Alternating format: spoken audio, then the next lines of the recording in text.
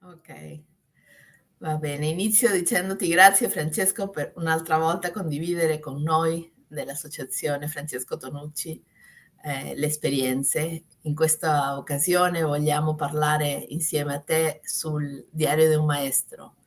L'altra volta mentre parlavamo nelle solite nostre puntate di lavoro, ma di scambio e di piacere per me, abbiamo parlato e ce ne siamo accorti che era un periodo speciale, che il 2023 ricordavamo che 50 anni fa è stata la prima visione del Diario di un maestro di Vittorio De Seta con la consulenza pedagogica di Francesco Tonucci.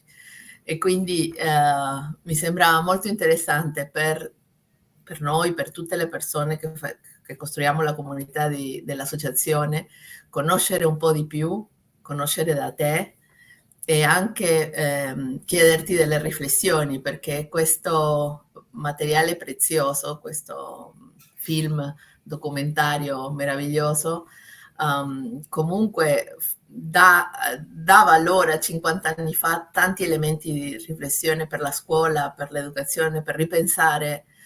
E poi abbiamo vissuto tanti anni dopo un'altra occasione fortissima come questa che abbiamo vissuto con la pandemia, e comunque sempre sentiamo questo eco del la scuola non cambia, no? E quindi mi piaceva partire con questa cosa dei dati che ho trovato, no? 11 milioni di spettatori per ognuna delle 4 puntate. L'ultima puntata ha avuto 15 milioni di spettatori con un 82% di gradimento del pubblico, e poi visto anche in tanti altri posti fuori dall'Italia. Allora, la prima cosa è che tu ci possa raccontare un po' come hai conosciuto De Seta e come è germinato, come si è creato questo progetto. Io credo che prima di tutto dobbiamo domandarci perché questa cosa è successa in quel periodo e con quell'esito che oggi non sarebbe neanche immaginabile. Credo che quelle cifre non riesce a raggiungerle neanche il Festival di Sanremo, probabilmente. Quelli sono anni nei quali la scuola era in testa all'interesse generale, dobbiamo dire, perché stiamo parlando di molti milioni di spettatori. Dobbiamo collocarlo in un periodo in cui erano successe una serie di cose e succederanno una serie di cose. Siamo nel 71 quando noi cominciamo a lavorare su questo film ed è il febbraio-marzo del 73 quando viene messo in onda dalla RAI. Pochi anni prima, nel 67, esce Lettera a una professoressa della scuola di Barbiana, di Don Milani e dei suoi ragazzi, che vende in Italia più di 1 milione di copie. Una cifra assolutamente irripetibile per una opera che parli di scuola.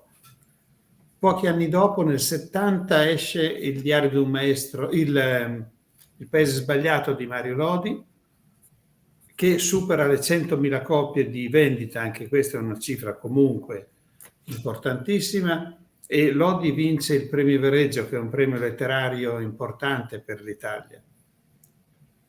Nel 73 esce il Diario di un maestro e ottiene quei risultati che tu hai indicato, essendo un successo clamoroso anche per allora, ma continua a essere una delle trasmissioni che ha avuto più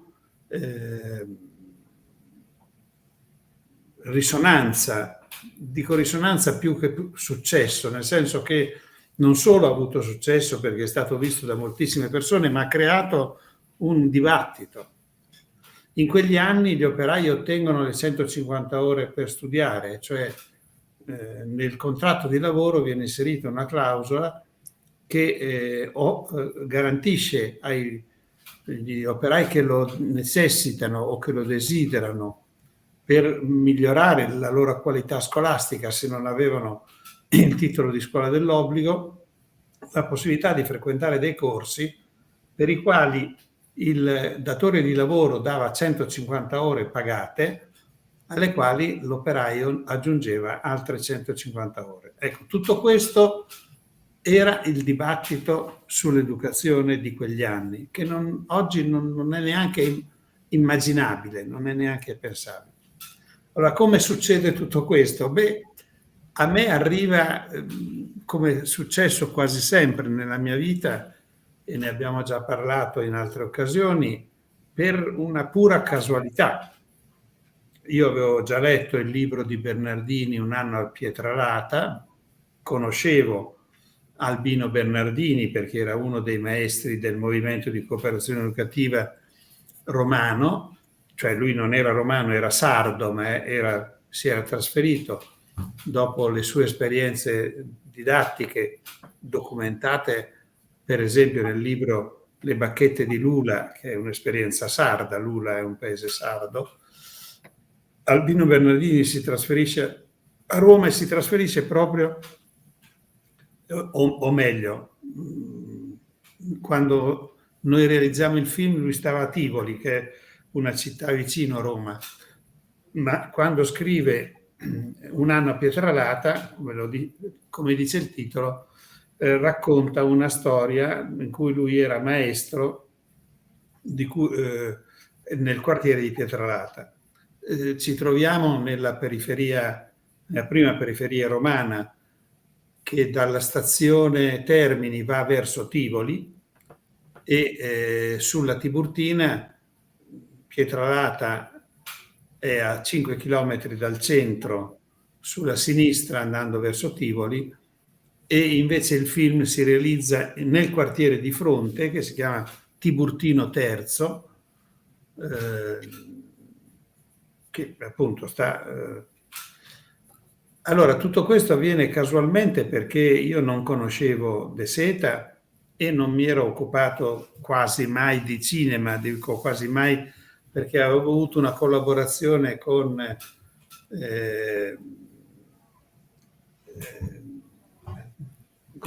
adesso non mi sfugge il nome, vabbè,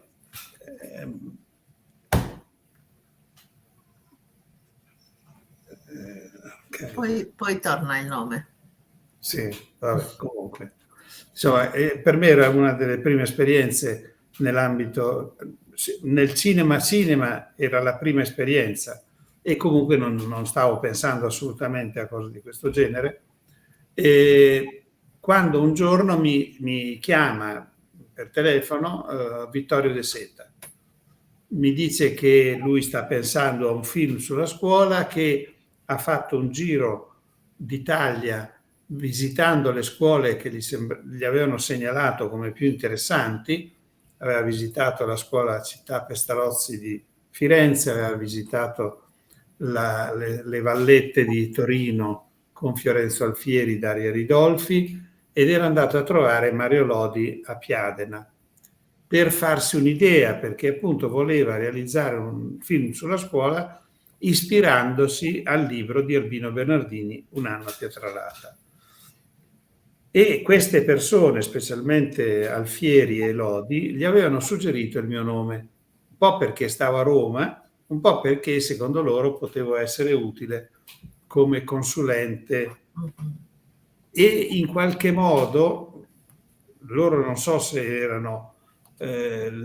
avevano suggerito questo a De Seta, ma De Seta prima ancora di cercare un consulente stava cercando l'attore, o meglio il protagonista del film, il maestro, e volendo fare un film realtà, un film verità, che non era un documentario, era un film con una sua trama che lui aveva elaborato, aveva grosso modo in testa, ma doveva essere la storia di un maestro che aveva una sua evoluzione con dei ragazzi veri, ragazzi di borgata, possibilmente in una scuola vera e con un maestro vero.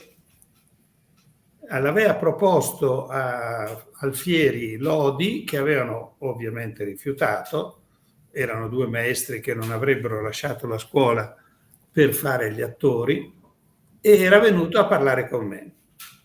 E quando mi ha proposto di essere io il maestro del suo film, gli ho detto che mi sembrava improponibile, semplicemente perché non ero capace di farlo, cioè io ero consapevole di non sapere come fare davanti a una macchina da presa. Lui ha insistito e ha voluto farmi un provino, quindi siamo arrivati fino al provino, e al provino finalmente anche lui ha capito che io davanti alla macchina da presa ero un po' imbranato e non mi sapevo muovere, non ero... d'altra parte non l'avevo mai fatto, e quindi accantonò l'idea di avere un maestro vero, a parte che io non ero un maestro vero, nel senso che avevo ben poca esperienza scolastica diretta, ma mi chiese di aiutarlo come consulente pedagogico. E così è cominciata la nostra collaborazione. Poi lui ha scelto un attore per fare il maestro, Bruno Cirino, che si è rivelato un grande attore, però che aveva assolutamente bisogno di una guida, di un consulente, perché ovviamente di scuola sapeva molto poco. Sapeva quel che si ricordava di lui ragazzino napoletano, probabilmente neanche con un rapporto molto buono con la scuola, e quindi non aveva gli strumenti e non aveva... Per cui, siccome il film aveva molto dell'improvvisato, del fatto cioè che si sviluppava su se stesso, cioè a seconda di quello che succedeva oggi si studiava cosa fare domani. Ecco.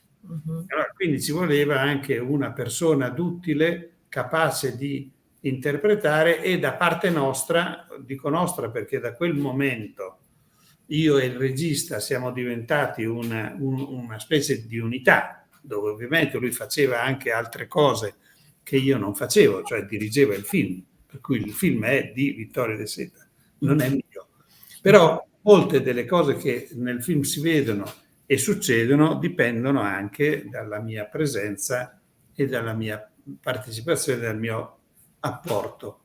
Sì, infatti c'è un momento dove in un'intervista lui parla di un noi, no? E fa riferimento a te perché era il sostegno dal punto di vista pedagogico, no? Sì, E anche in questa strategia scelta di, come l'hai chiamato tu, film realtà, deve essere stato fondamentale avere qualcuno che se ne intendesse, non solo per fare la guida a- al maestro, no? All'attore maestro, ma anche questi ragazzi mettere a fuoco le cose che stavano succedendo, perché il film è molto ricco dal punto di vista didattico su tutte le esperienze, i progetti, il vissuto della sì, scuola. infatti, è così, e tutto questo quindi ha creato una modalità di lavoro, credo del tutto originale, non so se poi ha avuto altre esperienze simili, che io sappia no, e cioè che il film veniva costruito giorno per giorno da una collaborazione strettissima, direi. Io ho vissuto con Vittorio De Seta per 3 mesi, diciamo molto di più di quanto in quei 3 mesi ho vissuto con mia moglie. Nel senso che io lasciavo casa mia alle 7 della mattina, 7 e mezzo della mattina, passavo in istituto a firmare la mia presenza. Naturalmente tutto questo avveniva con il consenso e l'approvazione del mio direttore di allora, e poi mi spostavo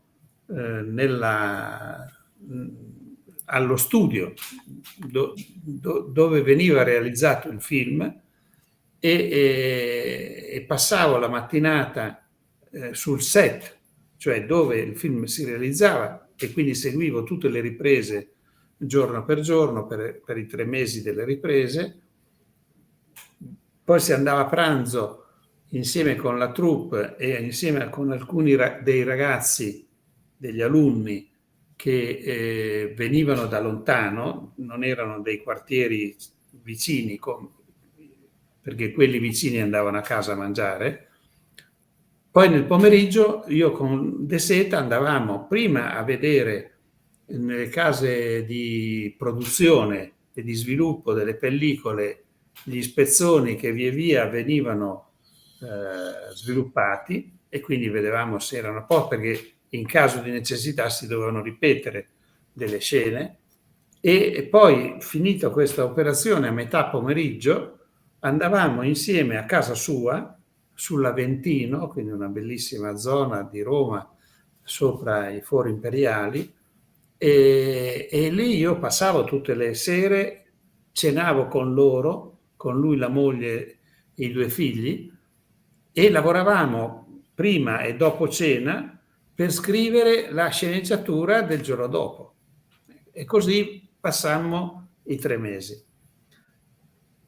Allora, le cose, adesso sarebbe lunghissimo ripercorrere tutta la cosa. Credo che sia interessante notare alcuni snodi, perché poi, cioè, da una parte c'è la scuola che allora si considerava la scuola tradizionale e che purtroppo è la scuola che la maggioranza dei nostri figli, nipoti, o per me pronipoti quando ne avrò, ma insomma avrei l'età per poterne avere, la maggioranza di loro fanno, anche oggi, che è la scuola dei programmi, cioè una scuola dove ci sono gli insegnanti che a secondo dell'anno in cui lavorano, prima, seconda, terza, se è la scuola primaria, o prima, seconda, terza della secondaria o così avanti, sanno che c'è un programma, il programma è rappresentato nel senso che è oggettivato dal libro di testo che lo contiene, e sul programma rappresentato dal libro di testo il docente spiega la lezione, i ragazzi la studiano a casa e quando rientrano a scuola devono dimostrare di averla imparata. Questo è un pochino il meccanismo base, tanto che la valutazione che poi viene fatta a conclusione di un percorso, che può essere un trimestre, che può essere un anno scolastico, può essere un ciclo scolastico, è valutare, cioè misurare quanto quei contenuti che la scuola ha trasmesso attraverso i docenti, gli alunni hanno saputo acquisirli, impararli, e è richiesto agli studenti di essere capaci di imparare tutti i contenuti che la scuola propone, cioè che propone nelle varie discipline, e in tutte le discipline gli studenti devono arrivare a superare la sufficienza. Ora, questo modello, che è inalterato da secoli, il film lo mette in crisi, lo mette in discussione, e lo mette in discussione partendo da una parte pubblicamente da questa esperienza di Albino Bernardini, che ripeto era un maestro legato al movimento di cooperazione educativa e quindi a un modello che si ispirava al pedagogista francese Célestin Freinet, ma attraverso la mia testimonianza e la mia collaborazione l'asse si sposta da Bernardini a Mario Lodi. Io ero stato molto condizionato positivamente, mi ero molto formato con la lettura del Paese sbagliato di Mario Lodi, ed è interessante notare che in un'immagine del film dove si vede il maestro nella sua stanza privata dove aveva trovato l'alloggio, come dice nel film, sul comodino della sua camera c'è il libro Il Paese sbagliato. ed è un piccolo segnale che io ho voluto, che abbiamo voluto, perché poi è stato condiviso dal regista, dare appunto su questa matrice che si era spostata un po' attraverso questi due maestri, grandi maestri, ma fra i quali io avevo in qualche modo scelto e preferito Mario Lodi. E questo è già stato un elemento importante. Il secondo, un altro elemento che mi sembra molto interessante, ma apparentemente divertente, ma secondo me molto significativo, è stato quello dello spazio. Allora, quando questo film intanto trova una collocazione, si direbbe oggi una location, una collocazione ottimale, perché riesce a essere girato dentro una scuola. De Seta, in quegli anni drammatici, siamo poco lontani dal 68, nel 68 un ragazzo, Rossi, viene ucciso dai fascisti nella facoltà, davanti alla facoltà di giurisprudenza, ed è figlio di un preside di scuola media superiore, di una scuola d'arte. E De Seta conosce questo padre, parla con questo preside e questo preside gli offre la possibilità di girare il film nella sua scuola. Ancora oggi per me è una cosa misteriosa come ha potuto una scuola offrire una sua aula e un pezzo di corridoio che si vede in tutto il film, Sì. che viene trasformata in un set televisivo, in un set cinematografico, il che vuol dire che è stata insonorizzata, quindi con dei pannelli di lana di pietra, se non ricordo male. Io dico queste cose non sapendo cosa vogliono dire, ma insomma così me l'hanno detto e così le ripeto. Comunque un isolante con al tetto un parco lampade che doveva garantire una luce omogenea per tutta la lavorazione, e alle finestre sui vetri dei filtri, perché la luce non doveva entrare la luce naturale, così mi hanno spiegato e così lo ripeto.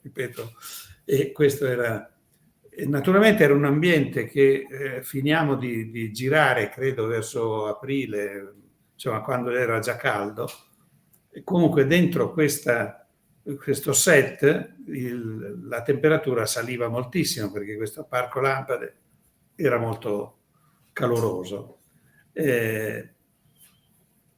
Il film viene girato con la macchina a mano, che vuol dire che l'operatore portava la macchina in spalla, o meglio su un'imbragatura di cuoio che era stata fatta appositamente da un sellaio romano, con una placca di alluminio su cui si appoggiava la telecamera, che era una non telecamera, una cinepresa. Una cinepresa di questa misura, erano molto grandi e pesanti. Lui se la portava in spalla, per cui questo evitava di avere il cavalletto con i binari che erano normalmente il sistema per filmare nel cinema tradizionale. Questo voleva dire che c'era l'operatore, vicino a lui c'era l'aiuto operatore che lo aiutava a fare i fuochi, così mi dicevano. Dietro di loro c'era il fonico che con la giraffa catturava il sonoro che veniva sempre preso in diretta. Dietro il fonico c'era il regista e dietro il regista c'ero io. Quindi c'era un piccolo gruppo di persone che si muoveva dietro la telecamera, dietro la cinepresa. Questo aveva creato un grosso problema perché c'erano 9 banchi da 2 posti ciascuno, piazzati come sono piazzati i banchi in un'aula, erano 3 file di 3 banchi, quindi con pochissimo spazio sia fra le file e quasi niente fra i banchi, perché avrebbero dovuto essere molto sgranati per poter passare in mezzo, e non c'era posto, perché poi c'era la pedana, poi c'era la cattedra, c'era la lavagna. Con tutto questo armamentario, le prime giornate il regista si rende conto che il film non si può girare. Cioè, in quella maniera non era possibile girare il film, per cui dopo 2 o 3 giorni lui dà lo stop e dice: mi dispiace, ma io questo film non lo posso fare.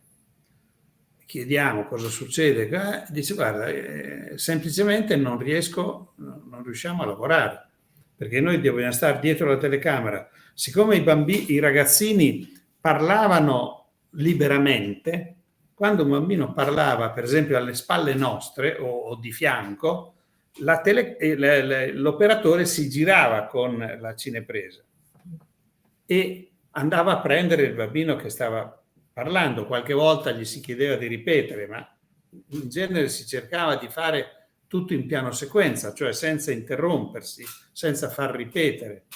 E naturalmente qualche volta non si riusciva noi a scappare in tempo per non essere impallati, come si dice in gergo. E quindi era una scena persa, si doveva ripetere, e questo naturalmente ha fatto capire al regista che in quelle condizioni, in quello spazio, in quel set, non era possibile girare.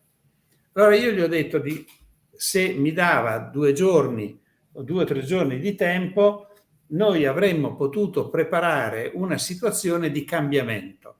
Ecco, questo è un po' poi la chiave di questo film, che è la chiave poi del dibattito pedagogico fino ad oggi, il tema del cambiamento.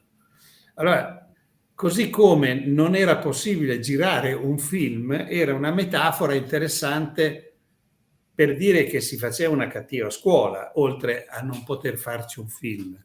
Allora io gli ho detto: guarda, facciamo in modo che il maestro rifletta su questo fatto di come è organizzata la classe, che questo rapporto che lui ha frontale con gli alunni, in modo che non c'è un rapporto circolare fra di loro e non c'è un rapporto alternativo a quello di lui che parla e loro che ascoltano, e questo lo mette in crisi, e per superarlo cambierà la classe.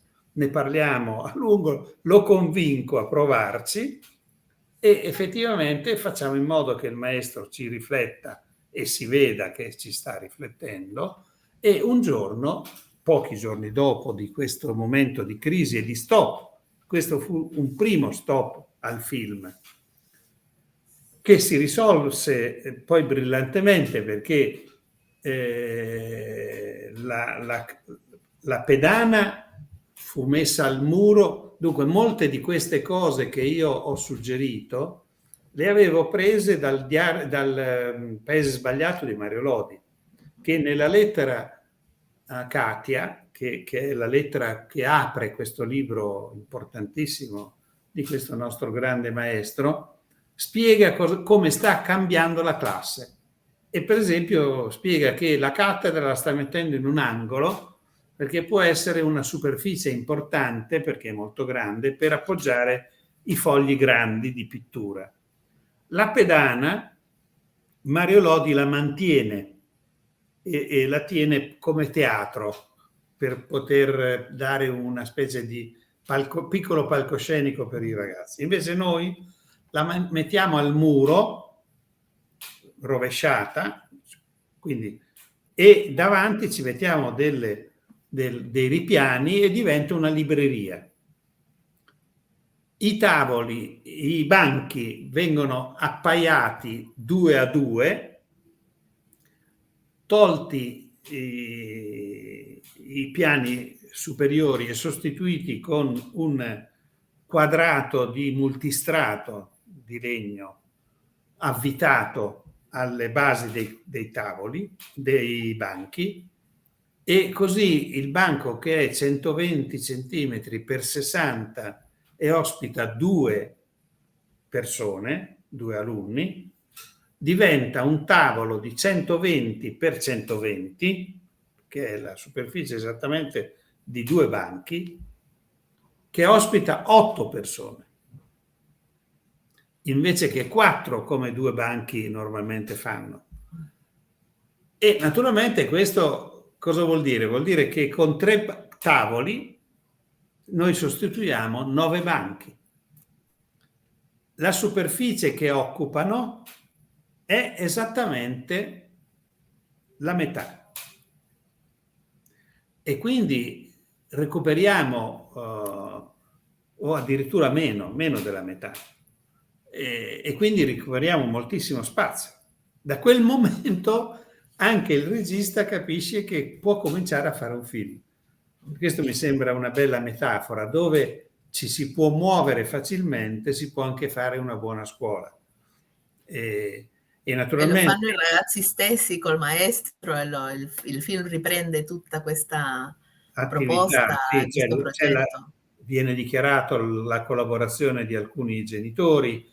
Naturalmente queste cose poi nel film avvenivano perché poi venivano fatte anche da tecnici che preparavano le cose nel pomeriggio, perché poi naturalmente il film appunto in 3 mesi è rappresentato un anno scolastico o quasi un anno scolastico, perché figura che arriva che l'anno era già cominciato. Poi ci sono i banchi che avanzano, che ovviamente non vengono buttati ma vengono messi al muro per reggere una serie di nuove strumentazioni che in qualche modo rappresentano quelle che in altre esperienze scolastiche, come nelle scuole materne dell'infanzia di Reggio Emilia per esempio, sono gli angoli, e che nella classe di Mario Lodi erano esattamente così. Da una parte c'è la tipografia, quindi c'è la macchina da scrivere su uno dei tavoli, c'è il limografo e il ciclostile, poi c'è il terrario, poi c'è dove vengono messe poi le lucertole, poi c'è l'acquario, e quindi la classe che da una parte recupera spazio, e però nonostante avesse guadagnato molto spazio riesce ad ospitare molte più esperienze, molte più presenze che prima. Naturalmente la cosa interessante, che è difficile anche da comunicare, è che questi ragazzi, che in gran parte erano fra l'altro ragazzi scolasticamente esclusi, cioè molti di loro non andavano a scuola, alcuni di loro comunque avevano un pessimo rapporto con la scuola, si sono appassionati, cioè l'hanno fatte per davvero quelle cose.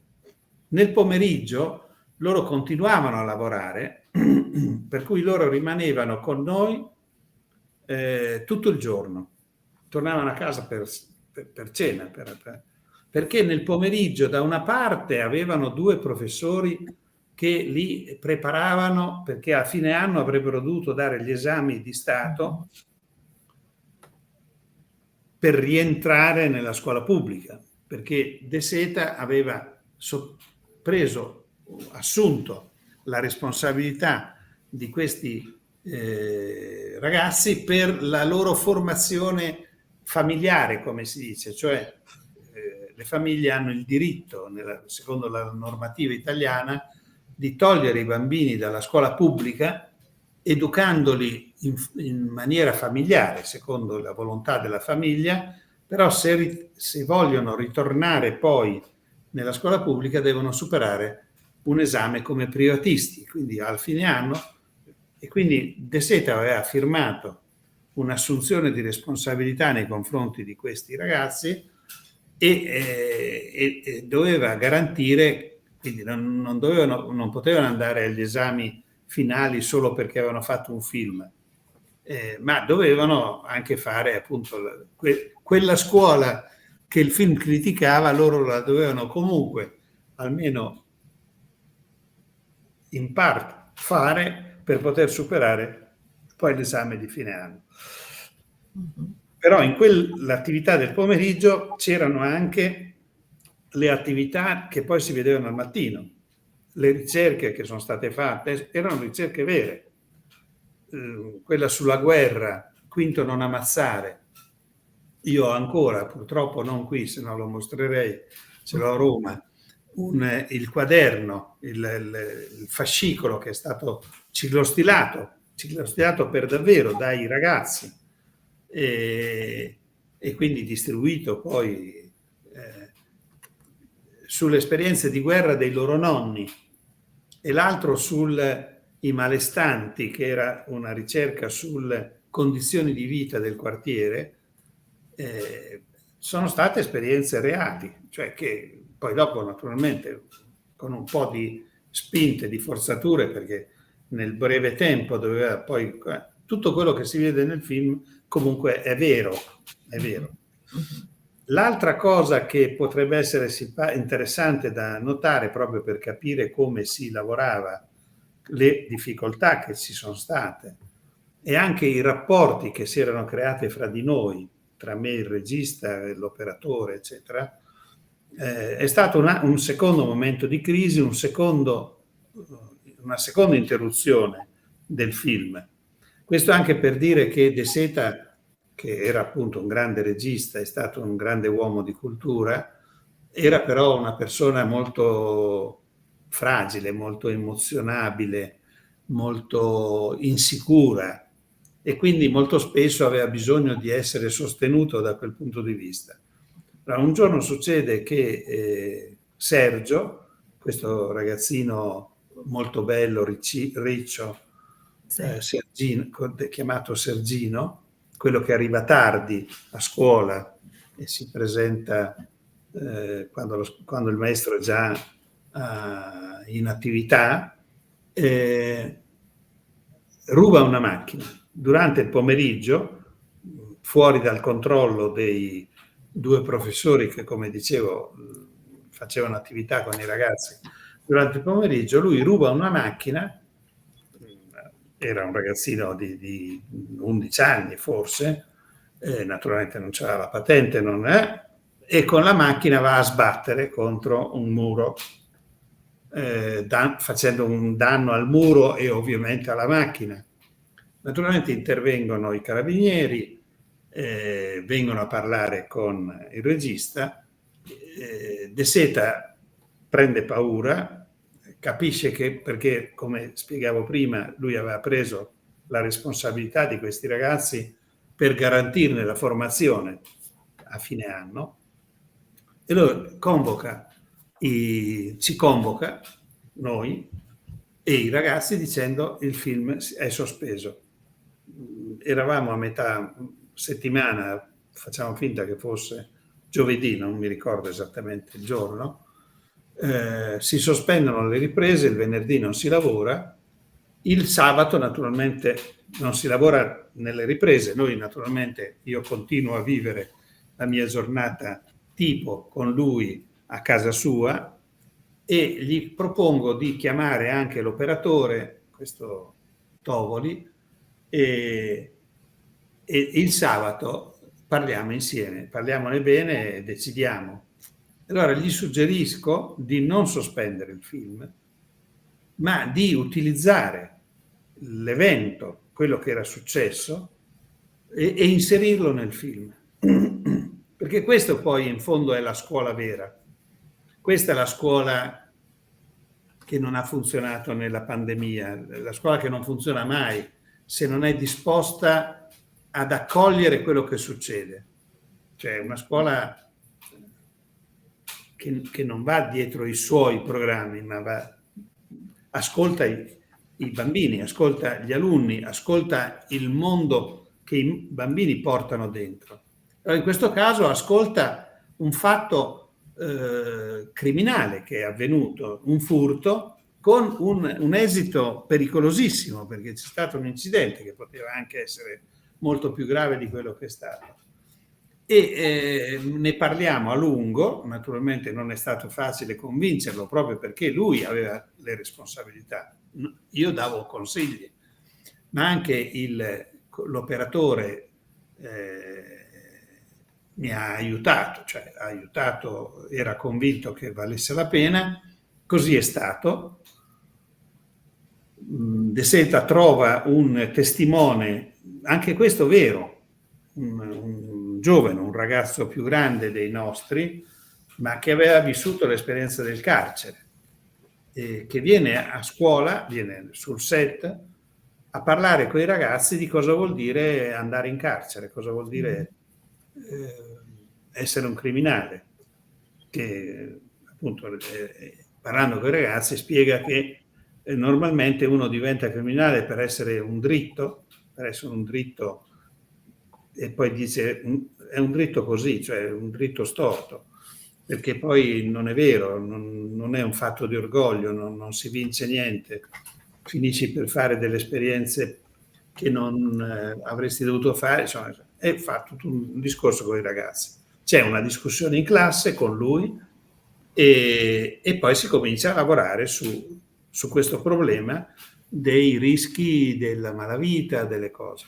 È un altro tema che si sviluppa nella scuola. Diventa un'occasione di dibattito morale, di esposizione su, sì, è molto interessante. Io quello che pensavo come riflessioni forti per uno che è docente, che è comunque nel mondo della scuola, eccetera, la prima cosa che colpisce sicuramente nel ruolo e la responsabilità sociale del maestro è questo di andare a cercare i ragazzi, no? Di andarli a cercare perché non cede all'abbandono della scuola e si prende con coraggio questo ruolo di cercarli a casa, di andare a convincere i genitori. E in questo già è un'apertura di voler conoscere il mondo di ogni suo studente, di conoscerli loro, chiamarli per nome, mandare a casa loro, cercarli, capire dove stavano lavorando, cosa stavano facendo, quindi un capire, conoscere i bambini, ascoltarli, che è quello che dici sempre tu come punto di partenza. Questo io non ne ho parlato perché questo era una parte veramente di copione, diciamo, questo era previsto, ma è giusto che la tua sottolineatura, perché è molto importante, perché da lì comincia il film. Quando si vede che lui parla con la responsabile, con la vicepresidente, insomma, quella che sostituiva l'incaricata sì. Lei gli dice di non preoccuparsi, è una classe di risulta, è una classe che quindi troverà pochi alunni, non ci saranno tutti, non si preoccupi, nessuno gliene farà una colpa e quindi il consiglio che lei e i colleghi gli danno è quella di non ti preoccupare, cioè fai quello che puoi con quelli che vengono, se non vengono peggio per loro. Ecco, di fronte a questo lui assume proprio un atteggiamento che quando poi abbiamo rivisto le cose, ne abbiamo parlato, era esattamente quello che ha fatto Don Milani arrivando a Barbiana.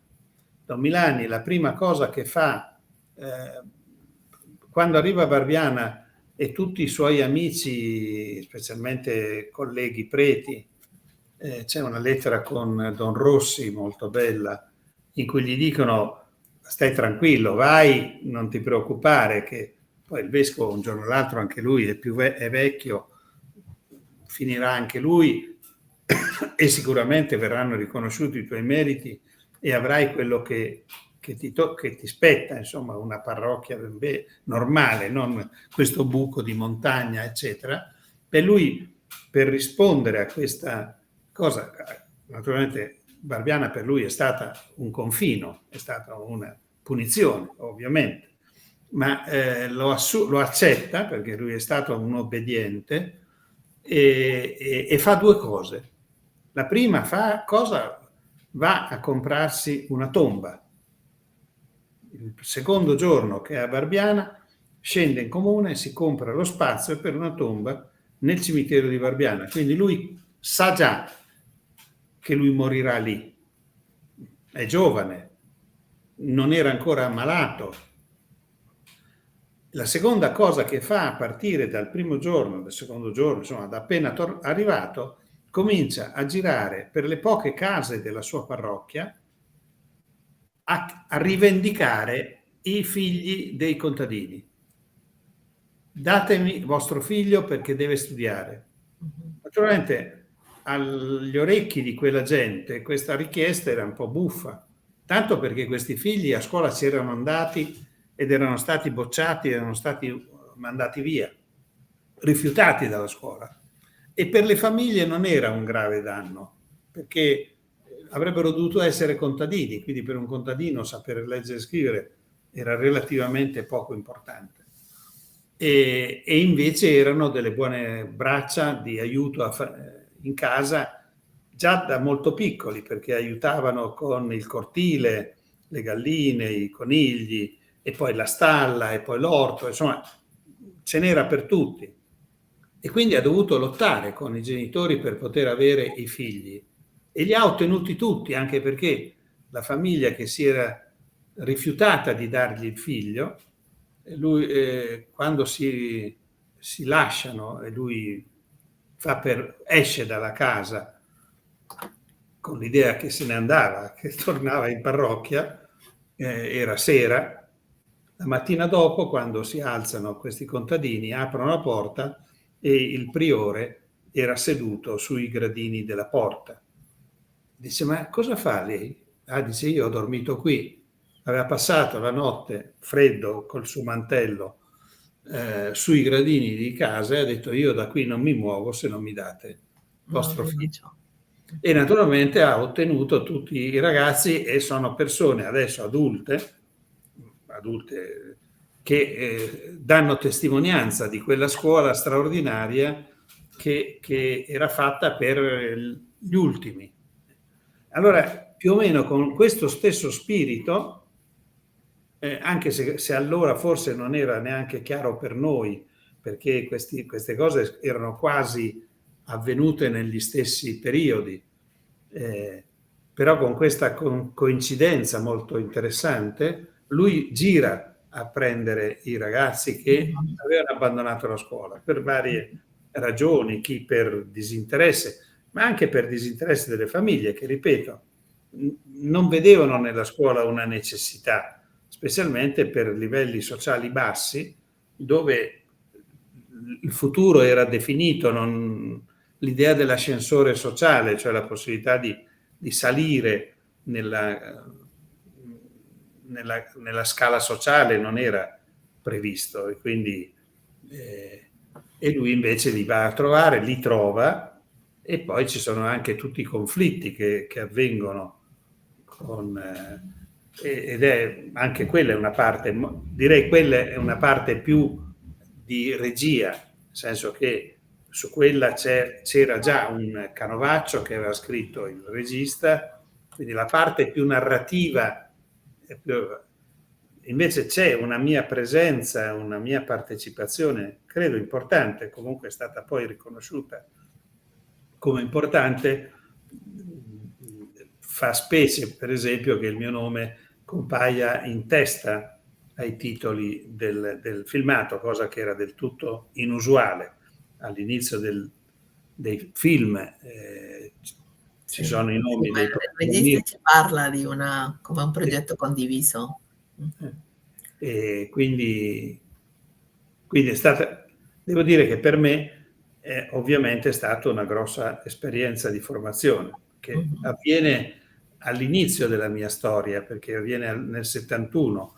Io nasco come ricercatore nel 66, praticamente nel 67, perché il 66 a settembre-ottobre del 66 io entro al CNR. Ma si vedono diverse delle tue riflessioni, a parte della logica del progetto dentro l'aula, il fatto di usare il fuori per l'esperienza diretta, la conoscenza dei ragazzi, del loro ambiente, tutto questo. Ma anche nel momento praticamente della fine del film, quando c'è questo confronto forte col direttore, la incaricata, lui sostiene praticamente senza parlare direttamente di valutazione, ma discute questa valutazione che loro pretendono, no? Che è una cosa sulla quale anche tu insisti molto su. Sì, no, direi che è abbastanza clamorosa la coincidenza che oggi possiamo notare fra le normative che oggi regolano la scuola e che si riferiscono ai grandi punti di riferimento che noi abbiamo come società civile, che sono la nostra Costituzione e in particolare l'articolo 3, quando dice che compito della Repubblica è rimuovere gli ostacoli che si oppongono alla effettiva uguaglianza e al pieno sviluppo della personalità delle persone. Allora, lo sviluppo della personalità si fa promuovendo la crescita di ciascuno, non facendo imparare nozioni pensate da qualcun altro e per tutti uguali. E l'altra è la Convenzione dei diritti del bambino, che all'articolo 29 dice esattamente queste stesse cose, che il compito dell'educazione è sviluppare la personalità del bambino, le sue attitudini e capacità fino al massimo delle sue possibilità. Quindi non c'è ancora chiarezza fino a questo punto, però siamo su quella strada giusta. Oggi per forza di cose, queste idee ultime che ho citato sono entrate nella normativa.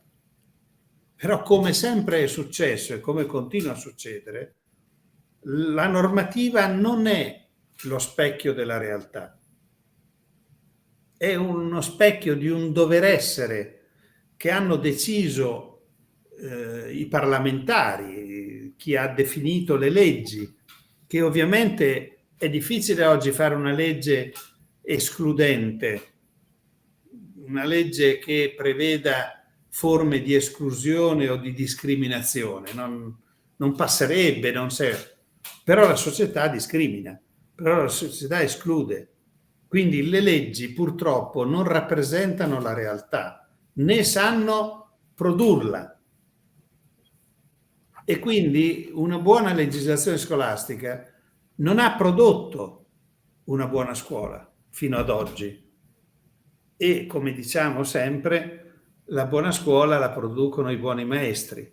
Per cui il maestro D'Angelo, Bruno Cirino e Seta, ha realizzato un modello, un esempio di un maestro che sa fare una buona scuola, assumendosi tutte le responsabilità, assumendosi l'onere, quindi anche pagando i costi che poi, specialmente fin tanto che, e siamo a 50 anni fa, quando queste esperienze erano abbastanza isolate, e naturalmente i maestri che le vivevano avevano quasi sempre una grossa accoglienza da parte degli alunni, sempre, anche delle famiglie degli alunni, che erano grate di questa bella scuola che veniva fatta dai loro maestri, ma non riuscivano a contaminare il loro mondo. E questi due maestri, Maestro D'Angelo e Mario Lodi, sono stati due maestri isolati. D'Angelo non converte nessuno dei suoi colleghi, anzi lo considerano una persona strana, e Mario Lodi ha vissuto tutta la sua esperienza bellissima nella sua classe, in una piccola scuola di una sola ordine di classi, quindi con una sola sezione. C'era una classe di prima, seconda, terza, quarta e quinta, ma non ha mai lavorato con i suoi colleghi. Quindi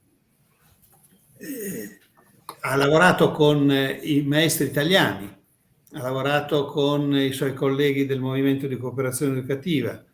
Fortunatamente ha scritto dei bellissimi libri e dei bellissimi diari che ci permettono di conoscere la sua scuola. Io credo che abbia formato molti maestri migliaia di maestri italiani, ma nella sua scuola è rimasto isolato. Quindi per le bambine e i bambini ancora oggi continua a succedere quello che dici tu, che è una questione di fortuna avere un maestro. Purtroppo sì, non c'è nessuna garanzia. Io dico sempre che noi critichiamo, ci lamentiamo della nostra sanità pubblica, eccetera, ma la nostra sanità pubblica ha degli effetti dei risultati che non sono assolutamente paragonabili a quelli della scuola. Cioè, nella scuola c'è una percentuale altissima. Intanto c'è una percentuale alta di ragazzi e di ragazze che non terminano l'obbligo scolastico, quindi che si perdono. E quindi sarebbero i morti nel campo della sanità. Però ce ne sono probabilmente una maggioranza che non impara. E quindi sarebbero quelli che nella sanità non si guariscono. Se fosse così, che noi avessimo una sanità dove una percentuale alta muore, ovviamente si muore, ma muore per incapacità di curarli, e più della metà non guarisce, verrebbe fuori, ci sarebbe una presa di coscienza molto critica, molto più di quanto oggi non ce l'abbiamo, che pure critichiamo le nostre cose. E parlo di questi due servizi pubblici perché si assomigliano per il peso che hanno, sia economico che sociale e valoriale anche, cioè sono due, la salute, l'educazione, sono fra i due, specialmente in paesi sviluppati, perché poi ci sono paesi dove prima ancora di questi c'è il mangiare, il bere, dove non c'è acqua potabile, dove non c'è il cibo per tutti, naturalmente sono cose primarie, ma nel nostro mondo, però appunto la scuola rimane, ed è impressionante rivedere dopo 50 anni un film di questo genere e poter dire ma potrebbe essere stato girato anche oggi. Io credo che è difficile dimostrare che oggi quel film lì non sarebbe credibile. Sì, infatti una delle cose che mi ero segnata proprio di chiederti era, dopo 50 anni e con le riflessioni comunque dei grandi maestri e delle situazioni come il movimento di cooperazione educativa e quei maestri che hanno avuto il coraggio di portare avanti innovazioni, eccetera, nonostante questo la scuola, l'ha evidenziato la pandemia, ha grosse difficoltà a reinventarsi, a prendere questa è rimasta un'esperienza di minoranza, un'esperienza di minoranza estrema. Cioè, e cosa dobbiamo fare, Francesco, per non perdere la speranza? Perché la scuola comunque... La speranza secondo me non si può perdere, perché fin tanto che avremo figli e fin tanto che avremo nipoti dobbiamo sperare che per loro ci sia un mondo migliore. Questo io credo che non è nelle per nostre... la scuola, non per la società, ma per la scuola, la strada. Si continua a lavorare, io credo, ormai ho passato la vita, però i risultati non ci sono. Direi che anzi oggi, rispetto a quegli anni in cui si gira il diario di un maestro, siamo molto più indietro. Allora c'era una minoranza di maestri molto attivi che lavoravano, erano riconosciuti, apprezzati. Oggi credo che siano meno di allora, e naturalmente è andato avanti il mondo. Queste cose si sanno, si possono, però no. Cioè la scuola di cui accennavo, quella scuola dei programmi, della valutazione come misurazione dell'apprendimento, degli esami, dei compiti a casa, è rimasta completamente, anzi, ripeto, oggi c'è meno dibattito su questa scuola. Si fa e basta. In quegli anni lì si discuteva molto. Dopo questo film, io personalmente sono andato in giro in varie città italiane, chiamato per discutere, si vedeva il film e si discuteva, si apriva il dibattito. E la gente, ripeto, se 15 milioni di persone lo hanno seguito, qualcosa vorrà dire. C'era un'esigenza, c'era un interesse. Sociale e politico pure per la scuola. Cioè era un'esigenza del momento sociale e politico, come viveva l'Italia allora queste Teniamo conto problematiche. che questo è lo stesso periodo in cui, negli anni 70, in cui esce la legge Basaglia. Cioè noi abbiamo avuto questa capacità in Italia di far passare delle leggi clamorose. La legge Basaglia ce l'ha invidiata il mondo, la legge che apriva i manicomi ritenendo che il manicomio era un luogo di costruzione della pazzia e non di cura della pazzia. Pochi anni dopo, nel 76 se non ricordo male, esce una circolare ministeriale sulla scuola che apre la scuola pubblica all'handicap, e cioè dal 76, se non ricordo male, si afferma il diritto di tutti i bambini, non indipendentemente dal tipo di handicap, a frequentare la scuola di tutti. Credo che siamo stati il primo paese nel mondo. Così come nel campo della salute mentale, sicuramente la legge Basaglia è stata una apripista nel mondo. Ora, di nuovo, queste leggi così avanzate hanno funzionato dove? Dove c'erano i basagliani, cioè dove c'erano quelli che condividevano questo. Per cui in alcune città italiane come Torino, Arezzo, Roma e Trieste, ovviamente, le cose sono state molto interessanti, sono stati fatti degli studi, i manicomi sono stati aperti, le persone sono state trattate negli ambienti sociali con un coinvolgimento a tutto tondo da tutti i punti di vista, eccetera, ma nella gran parte delle città questa cosa è stata rifiutata e quindi si sono creati una serie di problemi, di cose.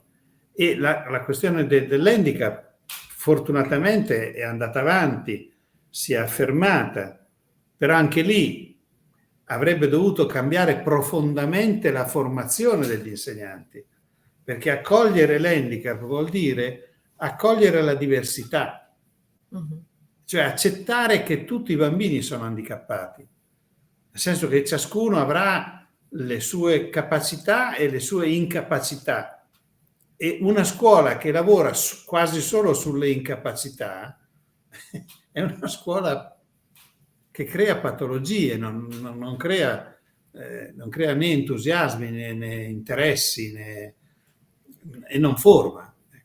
Torno su questo punto solo perché è una cosa che ho sentito dire a te diverse volte, il fatto della formazione, e noi pure dal nostro piccolo, dal progetto, ci stiamo puntando molto sulla formazione, non solo per far scattare una vocazione per quel lavoro che si fa, ma anche per saperlo fare, no? Ascoltare i bambini, saper interagire con loro, conoscendo il loro mondo, eccetera.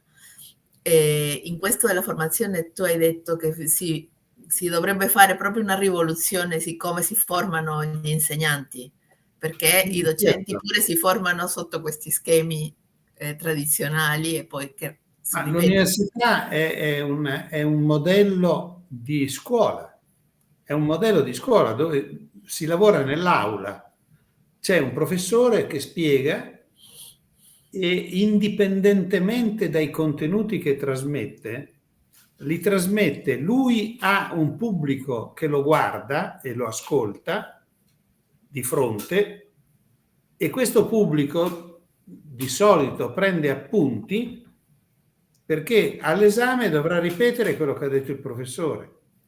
Allora, non importa se i contenuti che quel professore trasmette sono innovativi, perché già il metodo è sbagliato. Cioè, non stanno imparando a diventare maestri, stanno continuando a essere scolari grandi, ma scolari grandi che debbono ricevere per poter dimostrare di aver imparato. E quindi la chiave fondamentale che noi abbiamo assunto anche come nostro punto di riferimento metodologico e ideologico è l'ascolto. Nel film si vede abbastanza, ma per esempio la scuola di Mario Lodi era sostanzialmente una scuola di ascolto. Io, se devo dire una caratteristica per la quale posso dire che Mario è stato un grande maestro, direi che perché ha saputo sempre ascoltare i suoi alunni. Va bene, Francesco. Io credo che avremo sempre molto, molto interesse per continuare ad ascoltare te. Adesso solo mi veniva in mente una frase che ha detto un bambino del film quando gli hanno chiesto come ha vissuto questa esperienza e lui ha detto è stata una grande avventura.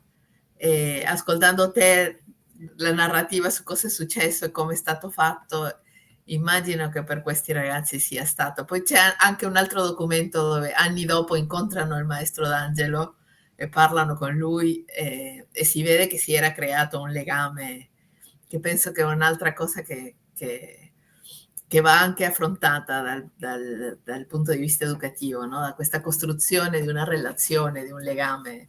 Sì, sì, che si era creata fra l'altro in un ambiente finto, Sì. perché comunque era un film, comunque loro sapevano che venivano registrati, c'erano dei tempi e nonostante questo era rimasto. Io ho anche partecipato a un incontro, mi ricordo se era stato fatto dopo 30 anni forse, non c'era più Bruno Cirino perché è morto molto presto, purtroppo. Va bene, ne continueremo a parlare, grazie.